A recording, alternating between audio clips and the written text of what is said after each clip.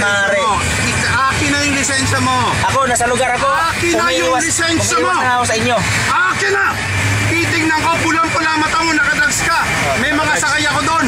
Kahit picturean mo ako dyan, ikaw ang wala sa linya. Papatayin mo pamilya ko.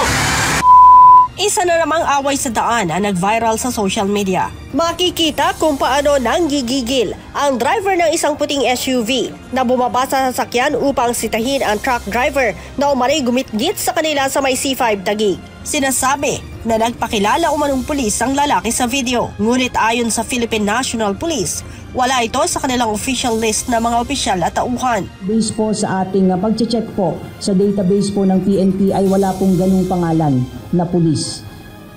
So lumalabas po ay hindi po ito pulis, at least based po doon sa ating database ng mga active PNP personnel po.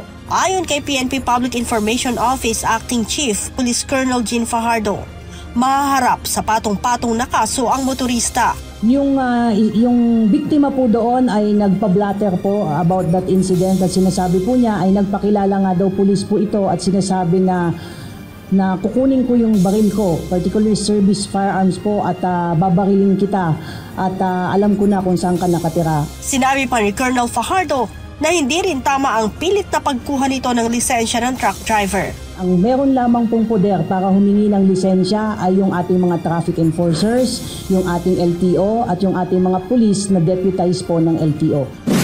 Kaugnay nito, hinikayat ng PNP ang truck driver na nakagit-gitan ng SUV driver na magsampa ng formal na reklamo. Kailangan lamang po natin ng sunong paang salaysay ng biktima dahil siya po ang pinagsabihan, siya ang pinagbantaan at siya ang nagsasabing nagpakilalang pulis po ito.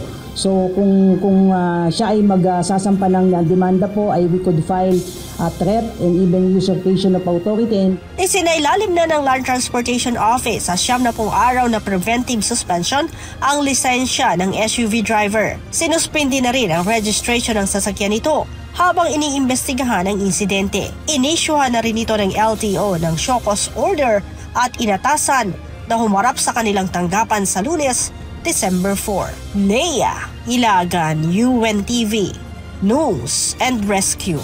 Diyos ang aming sandigan, serbisyo publiko ang aming pinahahalagahan. Akin na yung lisensya mo! Umiiwas na ako sa inyo. Akin na!